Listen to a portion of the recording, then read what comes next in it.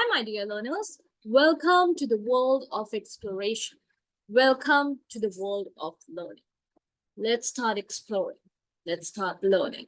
This is Sukriti Joshi, and let's dive deep into the process of learning. All right. So, although historians have delineated the eras or the epoch of British literature in different ways over time, right? Common divisions are outlined below, right? Now, the first one being Old English Anglo-Saxon period that begins from 450 and goes on till 1066, right? All right. So the term Anglo-Saxon comes from the two Germanic tribes, the Angles, and the Saxons, right? The Angles and the Saxons. This period of literature dates back to their invasion. So it basically dates to the days back to when we talk about their invasion, right? Along with the Jews of of Celtic or Celtic England circa 4450, right? So the era ends in 1066, right? When Norman France under William conquered England. When Norman France under William conquered England. Very important. Let me just draw. Yes. So, much of the half of this period prior to the 7th century, at least, had oral literature, right? Right now we have we write verbally, right? We have handwritten scripts, we have novels, we have poems written down, penned down, right? But we are talking about the oral tradition, right? What are we talking about? We are talking about the oral tradition. So, so much of the first half of this period prior to the 7th century at least had oral literature. A lot of prose during this time was a translation of something else or otherwise legal, medical, or religious in nature, right? So legal, medical, or religious in nature. However, some works such as Beowulf, and those by the period poets Cadman and Cinewolf are important. So these are important. Please underline this. Then we move on to Middle English period, which goes on from 1066 to 1500, right?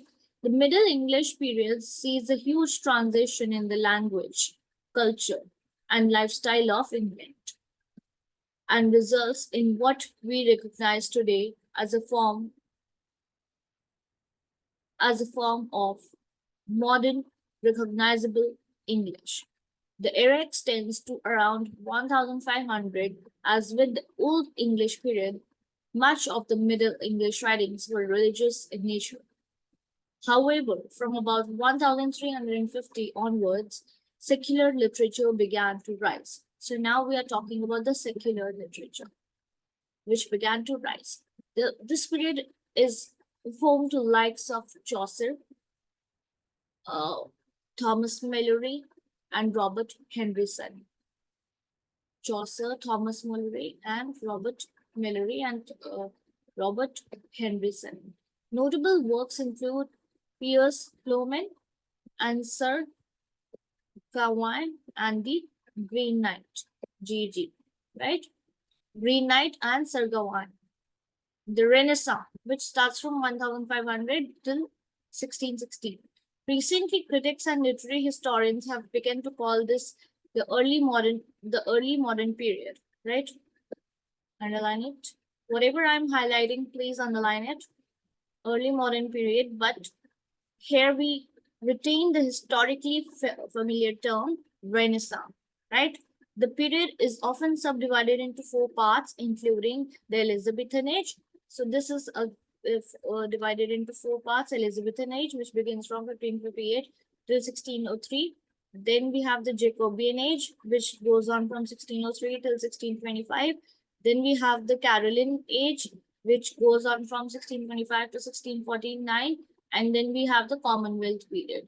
So what are the four categories? We have the Renaissance, this period is often subdivided into four parts. The first one being the Elizabethan age, the second one being the Jacobean age, the third one being the Caroline age, and the fourth one being Commonwealth period. You can remember the the two C's at the end. So Caroline and what? Caroline and Commonwealth. Caroline and Commonwealth, CC. And EJCC, EJCC, EJCC, EJCC, E Elizabethan, Jacobean, C Caroline, and Commonwealth, right?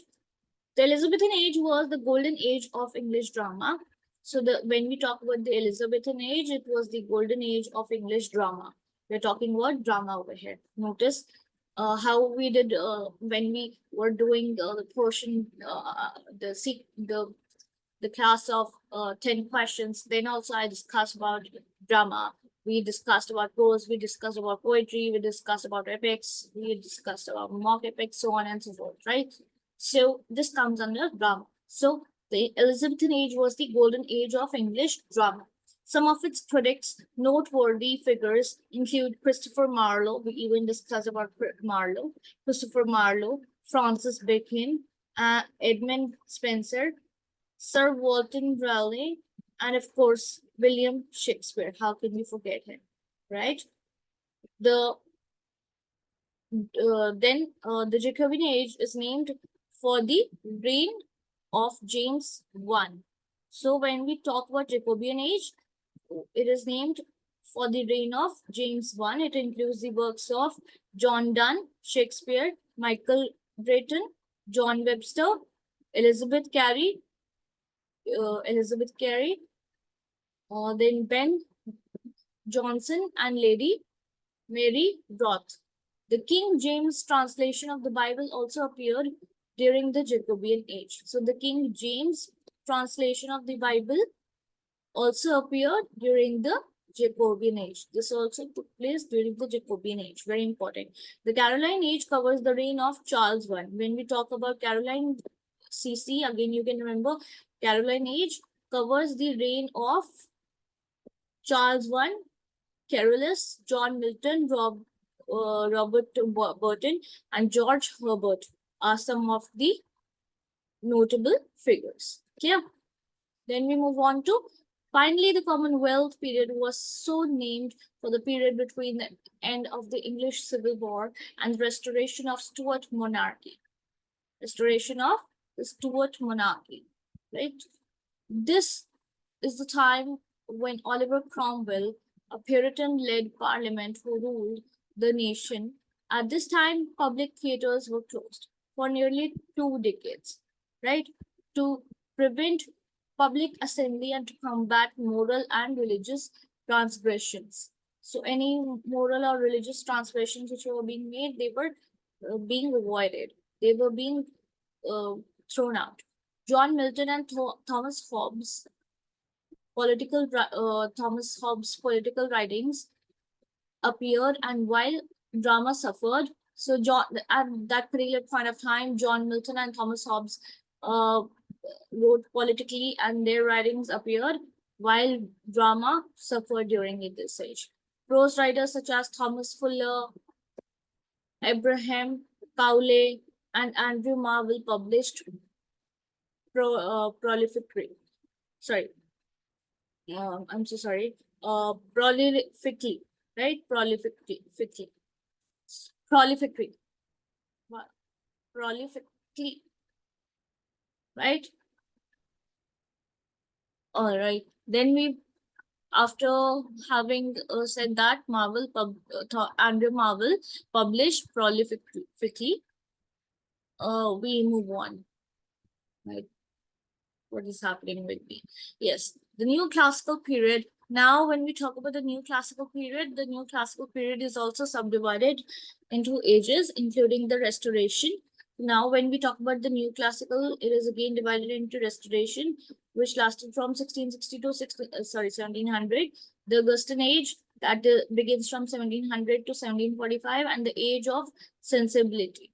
The age of sensibility also comes under this Restoration and Augustan age, right? So RAS, RAS, Rus, you can remember through Rus, Restoration, Augustine, and Sensibility. The Restoration period sees some response to puritanical age, especially in the theatre. Restoration comedies of manner developed during this time under the talent of playwrights like William Congreve and John Dryden. Satire became quite popular. Again, the mention of satire is there, very important. We discussed about satire yesterday, in yesterday's class, and while we were discussing the 10 questions, two became quite popular. So style two became quite popular as evidenced by success of Samuel Butler, right? We can see through the success of Samuel Butler. Other notable writers of the age include Afra Bang, John Banyan, and John Locke, right? The Augustan age was the time of Alexander Pope and Jonathan Swift. Now, when we talk about the Augustan age, it was the time of Alexander Pope and Jonathan Swift, right? Who imitated the first Augustus and even drew parallels between themselves. And the first set, Lady Mary Wortley Montague, a poet, was prolific at this time and noted for challenging stereotypically female roles. Daniel Defoe was also popular, right? The age of sensibility, sometimes referred to as the age of Johnson. So the age of sensibility is also referred to as the age of Johnson. Was the time of Edmund Burke, Edmund Gibbon, Hester Lynch, Trail, James Boswell, and of course Samuel Johnson.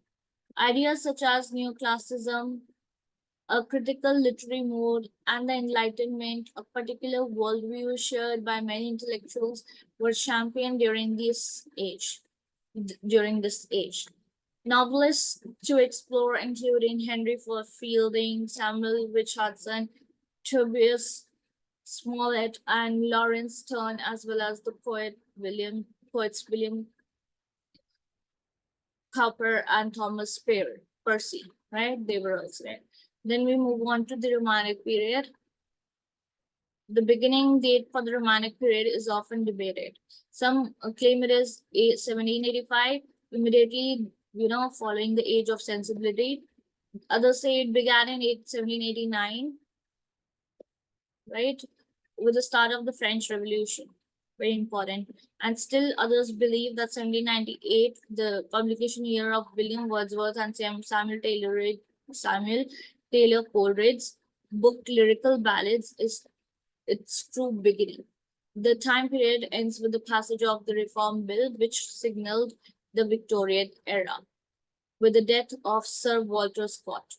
American literature has its own romantic period, but typically when one speaks of romanticism, one is referring to the great and diverse age of British literature, perhaps the most popular and well known of the literary ages. This era includes the works of such juggernauts as Wordsworth, Coleridge, William Blake, Lord Byron, John Keats, Charles Lamb, Mary Wollstonecraft, Percy Shelley, Thomas D. Quincy, Jane Austen, and Mary Shelley. There's also a minor period, also quite popular between 1786 to 1800, called the Gothic era. Now, this is also important. Writers of note for this period include Matthew Lewis, Anne Radcliffe, and William Beckford.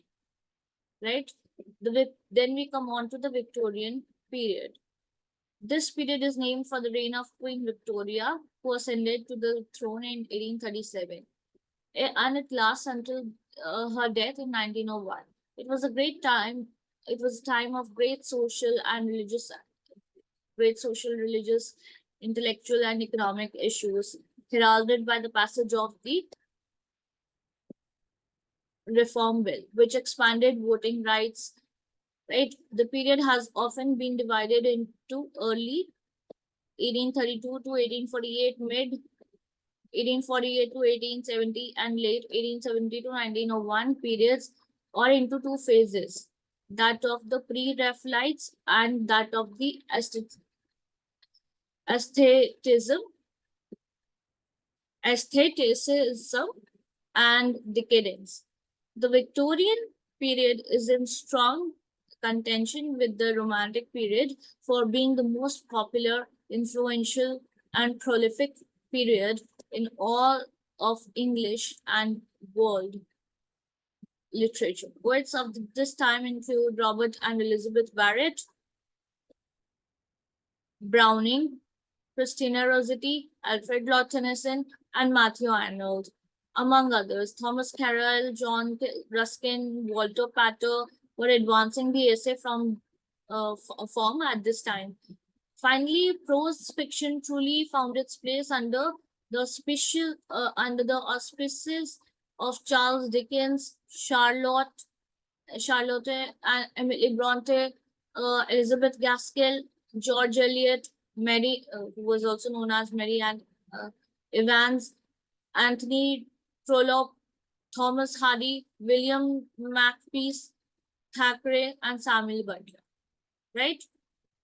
Then we move on to the Edwardian period that is from 1901 till 1914. Right? This period is named for King Edward VII and covers the let me just highlight King Edward VII and covers the period between Victoria's death and outbreak of World War.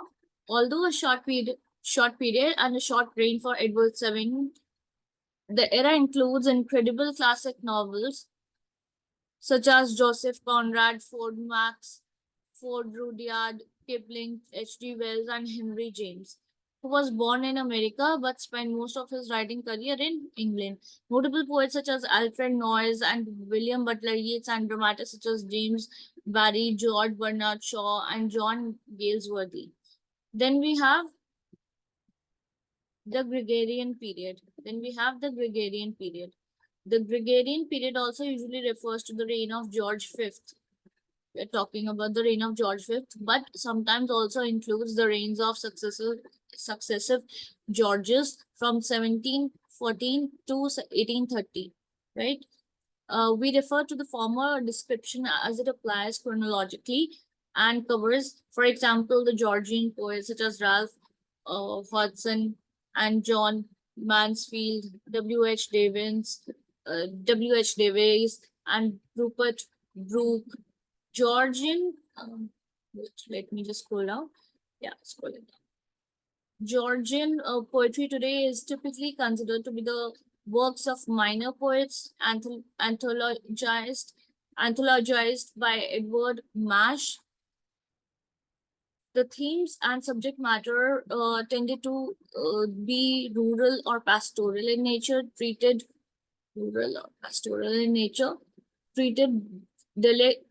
treated delicately and traditionally rather than with the passion like was found in the previous periods or with the experimentation as would be seen in the upcoming modern age. Then we have the modern age. Let me scroll it down. Yeah. The modern period traditionally applies to the works written after the start of World War One. Right? Common features include bold experimentation with subject matter, style, form, encompassing narrative, verse, and drama. W.B. Yeats' words, things fall apart, the center cannot hold, are often referred to when describing the core tenet or feeling of modernist concerns. Some of the most notable writers of this period include the novelist James Joyce, Virginia Woolf, Aldous Huxley, D.H. Lawrence, Joseph Conrad, Dorothy Richardson, Graham Greene, E.M. Foster, Doris Lessing, the poets being W.B. Yeats, T.S. Eliot, W.H. Auden, Seamus Heaney, Wilfred Owens, Dylan Thomas, and Robert Graves, and the dramatist Tom Stoppard, George Bernard Shaw, Samuel Beckett, Frank McGuinness, Harold Pinter, Carol Churchill.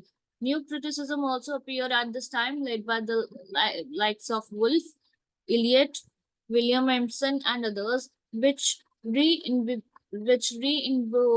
invigorated literary criticism in general, it is difficult to say whether modernism has ended, though we know that postmodernism has developed after from after and from it. From the genre remains, from now the genre remains ongoing. Then we have the postmodern age, right? There's the cursor. Yeah, the postmodern age. Then we come on to the postmodern age. Now, the postmodern age begins about the time of the World War II. That World War II ended. Many believe it is a direct response to modernism. Some say the period ended about 1990, but it is likely to soon to declare this period closed. Post structuralist literary theory, very important, and criticism developed during this time. Some notable writers of this time include Samuel Beckett, Joseph Heller, Anthony Burgess, John Falls, Penelope M. Lively, and Ian Banks. Many postmodern authors wrote during this modern period as well, right? So with this, we come to the end of our session, the end of our class. I hope you have understood. We had started with this, right? With the ages. So if you have any questions, any queries, any doubts, you can just put that in the comment section below and just let me know. You can contact me anytime. You are free to contact me anytime. I'll be more than happy to help you out, right? So you can just get in touch with me through the comment section, right? This is Sukriti Joshi signing off. Till then, keep learning, keep growing, and be a good person, right?